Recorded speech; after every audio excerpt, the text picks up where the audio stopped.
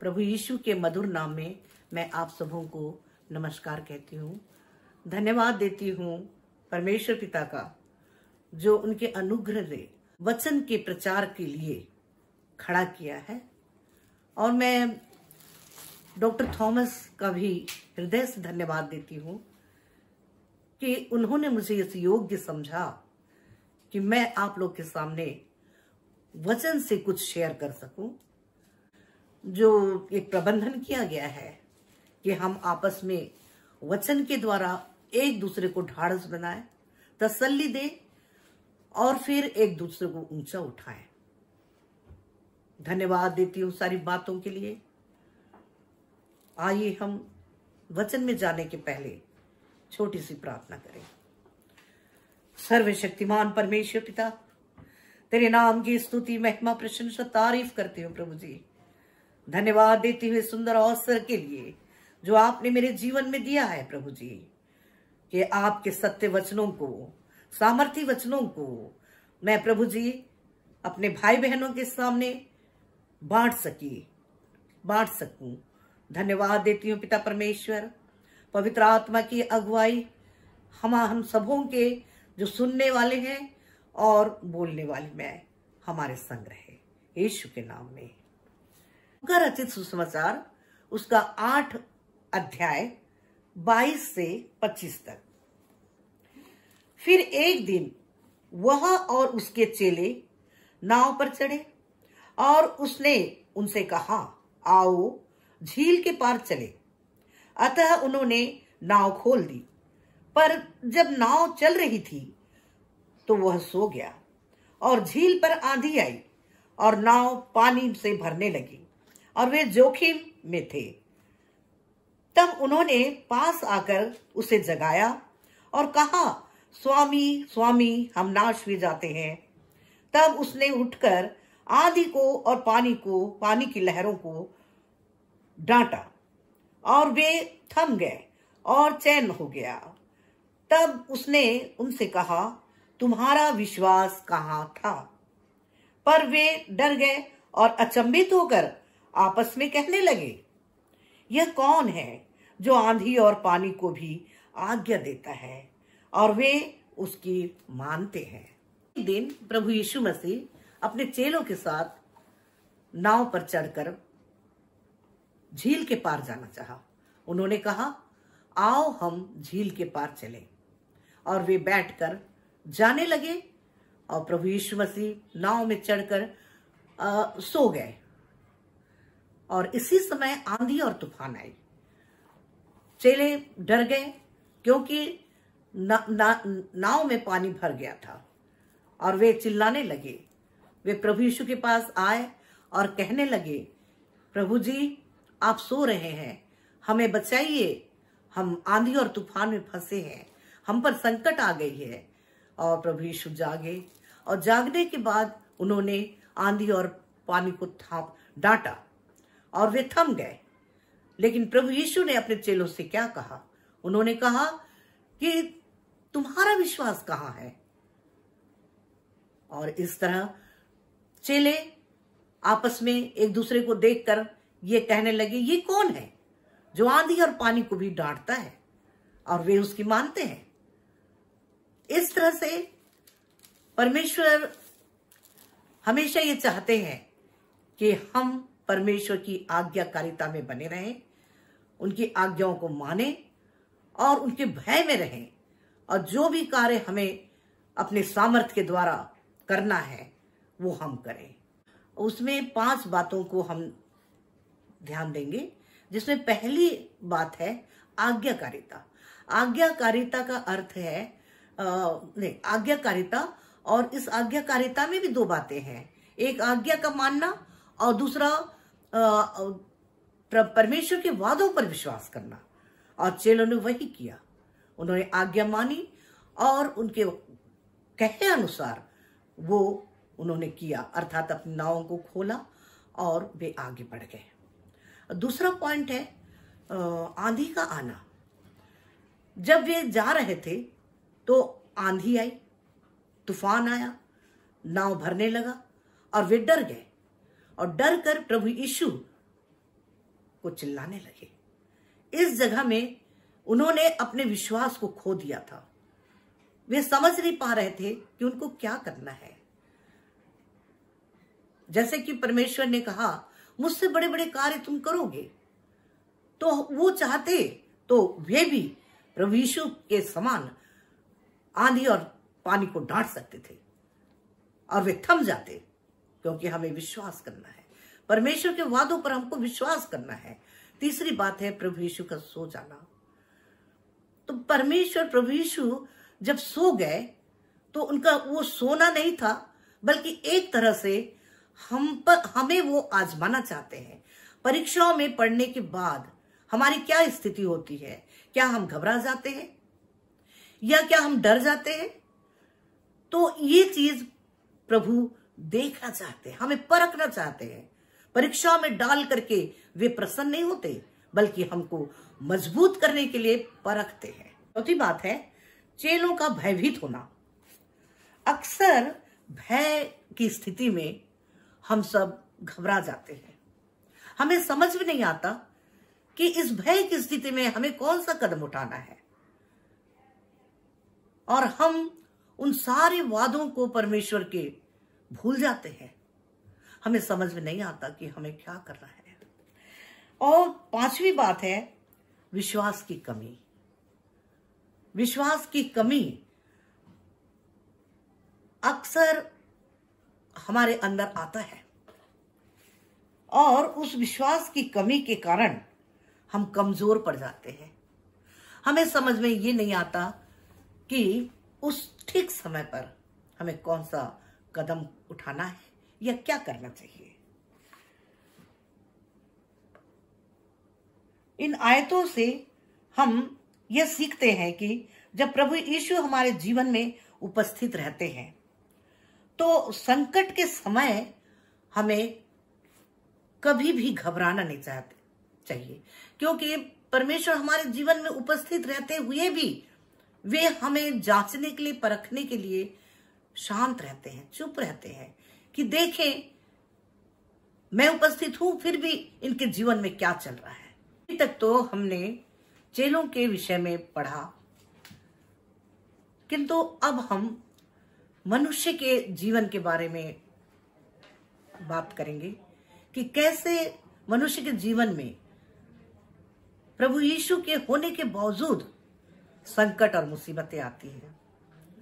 और इस संकट और मुसीबत के समय हमें चाहिए कि हम हार न माने, बल्कि परमेश्वर से ही सामर्थ लेकर के, वही हमें बुद्धि और ज्ञान देने वाला परमेश्वर है, हमें संभालने वाला और पल पल हमारे संग रहने की का वादा करने वाला परमेश्वर है।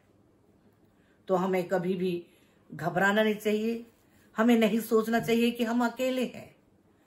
चेले भी प्रभु उनके संग था, फिर भी वो अपने को अकेला समझे, या कहना चाहिए असुरक्षित समझा, जो कि इस प्रकार से उनको करना नहीं चाहिए था।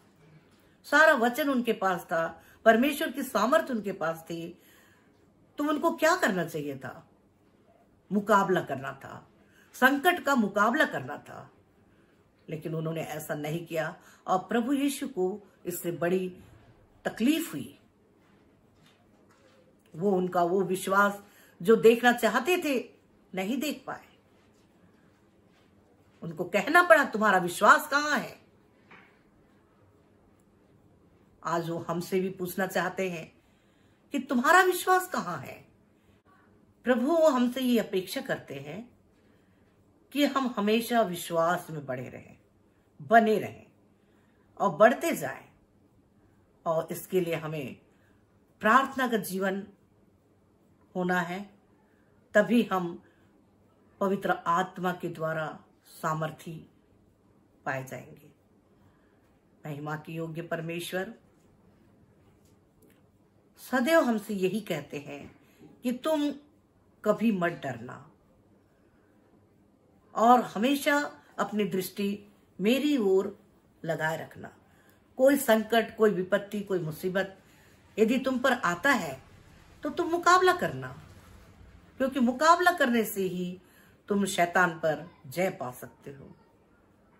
और इस तरह से हमें चेलों की तरह नहीं बन करके प्रभु के उन वादों पर, उनके वचन पर, उनकी गंभीरता और गहराई पर जो कार्य करने वाले वचन होते हैं, हमें उस पर विश्वास करना है और उस वचन के अनुसार ही हमें अपने जीवन को ढालना है। मैं विश्वास से संबंधित अपने जीवन की एक गवाही देना चाहती हूँ। ये कुछ सालों पहले की बात है, अधिक पुरानी नहीं है। उस समय मैं चर्च ऑफ गॉड रायपुर की विश्वासी थी और हम महिलाओं को सेवा करने के लिए जगह जगह जाने की स्वतंत्रता थी। मैं महिलाओं से कहती थी कि क्या तुम मेरे संग प्रचार करने चलोगी, क्योंकि मैं सुबह से निकलती हूं और मुझे रात भी हो जाता है। लेकिन कोई महिला उस समय मेरा साथ देने के लिए तैयार नहीं थी। वे रायपुर के ही अंदर अपनी कलीसियाओं की जो विश्वासी हैं उनके पास जाकर के वे वचन प्रचार करती थी। तो एक दिन मैं सुबह 9 बजे भोजन वगैरह करके मैं निकली और रायपुर से नवागांव मेरा पढ़ाने का स्थान था। वहां तक 16 किलोमीटर मैं बस से सफर करी और उसके बाद नवागांव उतर करके मुझे लेफ्ट साइड में एक रोड कटी थी जिसमें गोढ़ी भानसोस करके मुझे वहां पहुंचना था। वो 7 किलोमीटर था और एक बस तो चलती थी लेकिन वो खुद टूटी फूटी और लोग इतने खचाखच उसमें भरे हुए होते थे कि मुझे चढ़ने में भी भय लगता था। मैं सिर्फ लिफ्ट लेती थी और किसी तरह वहां पहुंच जाती थी। उस दिन भी मैंने एक व्यक्ति से लिफ्ट लिया और मैं पहुंच गई भानसोस गोढ़ी। और एक घर में मैंने पहले से बोल दिया था कि जो भी आवश्यकतामंद है, बीमार है, दुखी है, वचन सुनना चाहते, प्रभु यीशु के बारे में जानना चाहते हैं, सबको जमा करके रखना। मैं इस टाइम पर आ जाऊंगी। और मैं पहुंच गई और मैंने अपना कार्य किया। जो भी है वचन मैंने उनको सुनाया और जो बीमार थे सचमुच वे बहुत खुश हुए, क्योंकि परमेश्वर के नाम से, यीशु मसीह के नाम से जो प्रार्थना मैंने उनके लिए की और वे चंगे हुए। तुरंत परमेश्वर ने सहायता किया, क्योंकि जब भी हम पुकारते हैं प्रभु, वो कभी हमको तुच्छ नहीं जानते बल्कि हमारी सहायता करते हैं। और ये तो परमेश्वर का ही सेवा की बातें हैं। तो उन्होंने मेरी सहायता की। ऐसे देखते देखते 5 बज गए। 5 बजे वो बस जो वहां पहुंचती है वो वापस होने का उनका समय था रायपुर तक, लेकिन मैं उससे पकड़ नहीं पाई। उस बस को मैं पकड़ नहीं पाई और मुझे उस घर से निकलने में लगभग 6:30 बज गए। और 6:30 बजने से मैं वहां से निकली और गांव जो भानसोस होता है, गांव से बाहर की ओर निकलने के लिए 1 किलोमीटर है। वो 1 किलोमीटर का रास्ता मैंने तय किया। और जब मैं उस रोड में एक पतली गली जाती थी, इस साइड सिवनी और इस साइड नवागांव, तो सिवनी से मुझे होकर के नवागांव जाना था। लेकिन जब मैंने देखा वहां पतला सा रोड था, वहां मैं खड़ी होकर के प्रभु का मैं नाम लेती रही, उसके जीवित वचनों को मैं स्मरण करती रही, भजनों को गाती रही, ताकि मैं डर ना जाऊं। क्योंकि वहां शाम हो रही थी, 7 बज रहे थे और आजू बाजू मैंने देखा कोई भी व्यक्ति मुझे दिखाई नहीं दे रहा था।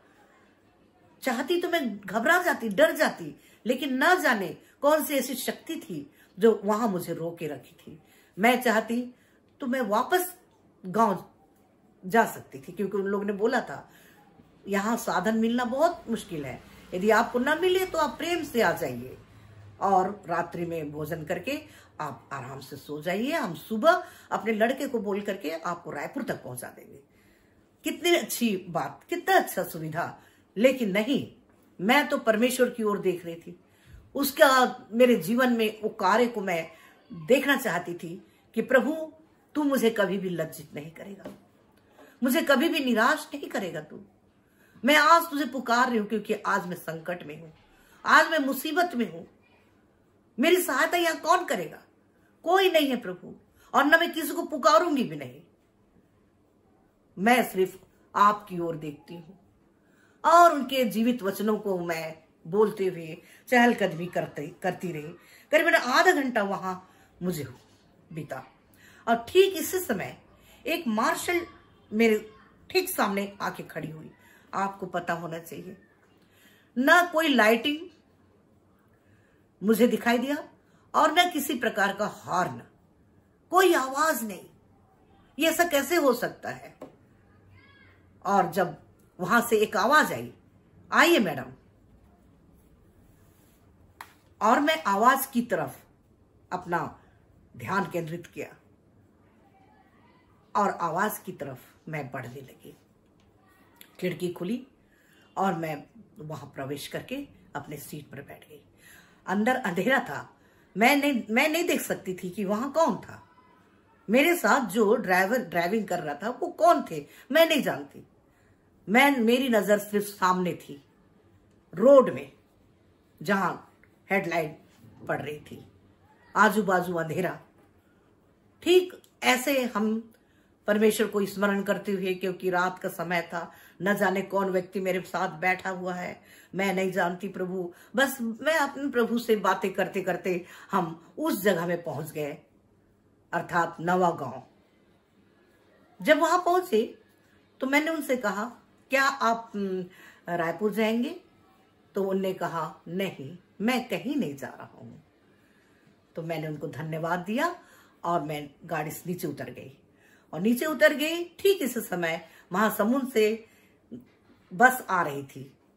मैंने रोड पार किया और अपने सीट में जाके बैठ गई और उस खिड़की से मैंने देखा उस गाड़ी को जो बैक होकर के वापस जा रही थी। उसके पीछे की लाइट्स कम कम कम होता चला गया और जब वो लुप्त हो गया तब मेरी तंद्रा भंग हुई। मेरे सारे रोंगटे आज भी खड़े होते हैं। मैं कभी भी उस स्थिति को जब फील करती हूं तो सचमुच पवित्र आत्मा मुझे उद्वेलित करती है और मैं आनंद से भर जाती हूं। मेरे सारे रोंगटे खड़े हो गए, सिर के भी, हाथ पैरों के। मैं बोली, ये क्या था प्रभु? वो कौन व्यक्ति था? क्या आप स्वयं थे? तो मुझसे बोला क्यों नहीं? मुझसे बात क्यों नहीं किया आपने? वो कौन था प्रभु? वो कौन था? मुझे बताइए आप। लेकिन मैं इतनी आनंदित हो गई, इतनी खुश हो गई कि वहीं मैं रोने लगी। आजू बाजू के लोग सब देखने लगे कि मैं रोक नहीं सक रही थी अपने आप को।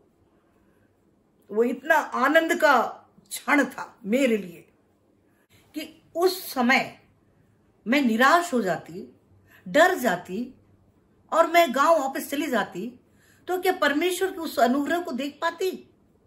हरगिज नहीं, कभी नहीं देख पाती मैं। मुझे वो अवसर मुझसे छीन लिया जाता और न आगे के लिए मेरे विश्वास अविश्वास में बदल जाता कि प्रभु को पुकारो तो भी वो नहीं सुनता। तो क्या लाभ प्रभु का नाम लेने से? अनेक कई प्रकार की बातें मेरे मन में आता। मैंने हिम्मत तो किया और ये हिम्मत उसी परमेश्वर की देन है। वो जो हियाव बनाता है वही परमेश्वर की देन है। अपनी सहायता के लिए मैंने परमेश्वर को उन्हीं के वचनों को स्मरण दिलाई और उन्होंने ठीक समय पर मेरी सहायता किया। मुझे उस आनंद से भरा जो वास्तव में वो अपने दास और दासी को देना चाहते हैं। वो उनसे बहुत प्रेम करते हैं, चाहे सेवा छोटी रहे चाहे बड़ी। सेवा तो सेवा है और सब में जोखिम है, सब में संकट है, विपत्ति है। आपको तुच्छ जाना जाएगा, लेकिन परमेश्वर अपने लोगों को कभी भी तुच्छ नहीं जानता। चेलों की तरह हमें कभी नहीं बनना चाहिए। जैसे उन्होंने दिखाया, मेरे पास तो प्रभु यीशु नहीं थे, सिर्फ उनका वचन था, उनका लहू था मेरे पास। लेकिन चेलों के पास तो वो उनके संग उठते बैठते सोते खाते पीते चलते फिरते थे, वो उनको छूते थे, स्पर्श करते थे।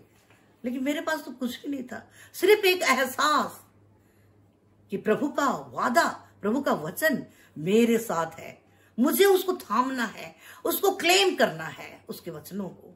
मैंने किया, वही किया जो परमेश्वर की इच्छा थी। मैं यही कहूंगी, परमेश्वर की इच्छा के अनुसार उस दिन मेरे जीवन में जो कुछ भी हुआ वो अनोखा था, अविस्मरणीय था। चेलों के जीवन में ऐसा हुआ कि वे घबरा गए विपत्ति को देखकर। वैसा हमें नहीं करना चाहिए। हमारे पास परमेश्वर का सामर्थ्य है, उसका विश्वास है, और हम क्लेम कर सकते हैं, ये हमारा अधिकार है। तो इस प्रकार से परमेश्वर हमारी सहायता करते हैं।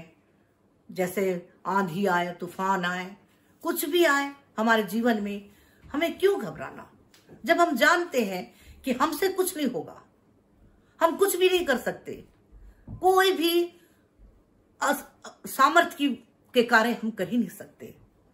लेकिन यदि जरा सा हम प्रभु से कह दे कि प्रभु मेरे जीवन में ये करिए, मैं चाहती हूं कि आप ऐसा करें, और वो करते हैं, वो तो सारी चीज उनके हाथों में है, उनकी इच्छा में है।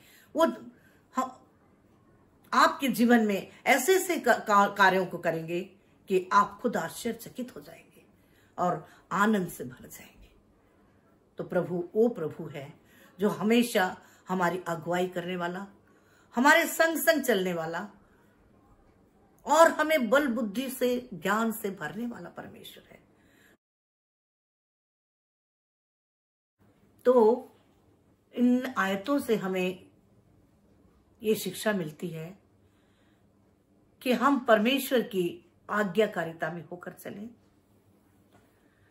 परमेश्वर बहुत प्रसन्न होते हैं जब हम उनके वचनों पर विश्वास करते हैं, वादों पर विश्वास करते हैं, और हमेशा आज्ञाकारिता में होकर के चलते हैं, क्योंकि बिना विश्वास के उनको प्रसन्न करना अनहोना है।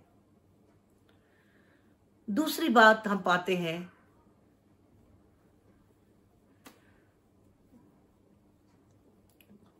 आंधी का आना। आंधी का आना अर्थात हमारे जीवन में विपत्ति, मुसीबतों का आना, संकट का आना। और ये आंधी का आना परमेश्वर के हमारे साथ रहने के वक्त भी आंधी आ सकती है, विपत्ति आ सकती है, और उसमें प्रभु शांत बने रह सकते हैं।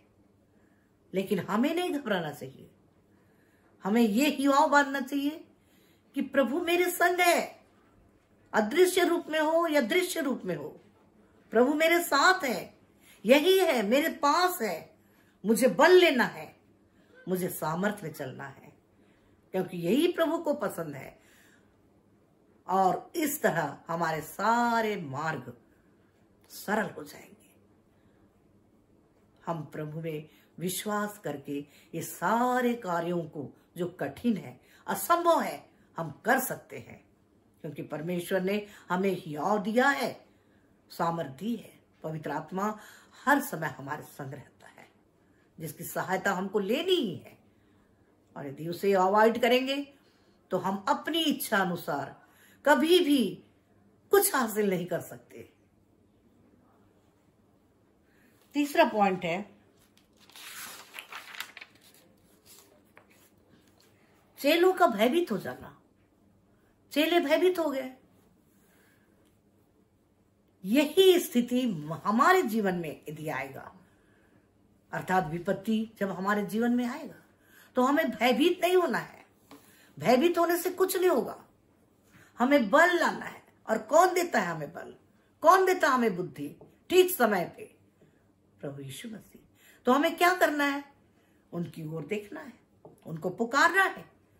चेलों ने पुकारा तो, लेकिन वो घबरा कर, डर करके पुकारा, तो क्या फायदा?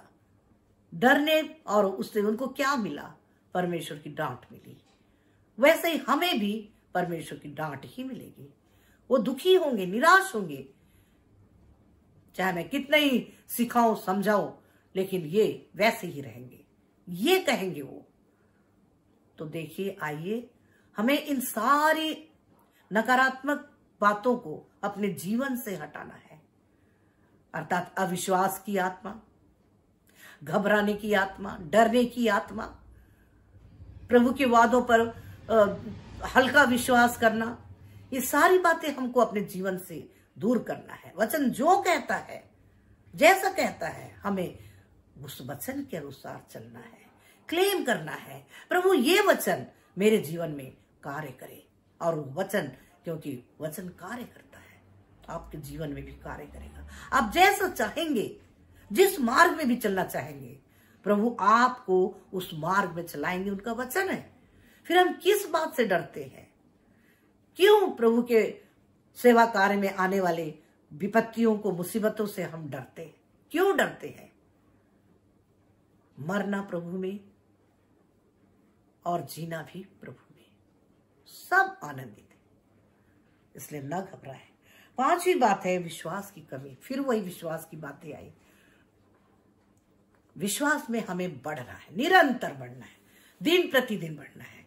आज मानती हूं कि विश्वास की कमी मुझ में है, लेकिन मैं इस विश्वास को बढ़ाना है। मुझे चेलों की तरह घबराना नहीं है, या एकदम से हावी नहीं होना है कि नहीं, हम नहीं कर सकते, हमसे ये नहीं हो सकता, प्रभु ही करेगा, उसका काम है, वही सामर्थी है। ऐसा बोल करके हमको पीछे नहीं हट जाना है। फिर कभी हम आगे बढ़ ही नहीं सकते, बढ़ने के लिए सोच भी नहीं सकते, क्योंकि वो सामर्थ हमसे छीन लिया जाएगा। बिना सामर्थ के हम क्या होंगे? निरंकुश, एकदम सामर्थ्यहीन। प्रभु का धन्यवाद हो कि प्रभु हमारे संग है, हमें संभालने के लिए, बल और बुद्धि देने के लिए, सामर्थ देने के लिए। तो हम प्रभु को आगे करें, हम पीछे हो जाए। प्रभु हमें हर शैतान के हर वार से बचाने के लिए अति विश्वास योग्य और भला परमेश्वर है। वो आपको कभी हानि होने नहीं देगा। आप उसकी सेवा करते हैं, आपको जरूर प्रभु हर समय जब भी आप पुकारेंगे, उसकी ओर देखेंगे, वो आपकी सहायता के लिए हाजिर हो जाएंगे। अपना कोई ना कोई दूत को जरूर भेजेंगे, जैसे उनने मेरी सहायता किया। और इस प्रकार से इस संदेश को मैं समाप्त करती हूं। अंत में एक छोटी प्रार्थना हम कर सकते हैं। सर्वशक्तिमान परमेश्वर पिता, धन्यवाद देती हूँ मेरे प्रभु यीशु, इस सुंदर समय में पिता परमेश्वर, इस सुंदर काल में मेरे पिता, आपने मेरी सहायता किया। मैं बोलने के तो योग्य नहीं थी मेरे प्रभु, लेकिन जो भी टूटे फूटे शब्दों में मैंने अपने भाई बहनों को तृप्त करने की कोशिश किया है, प्रभु आप ही हैं जो मेरी सहायता किए हैं, यीशु के नाम।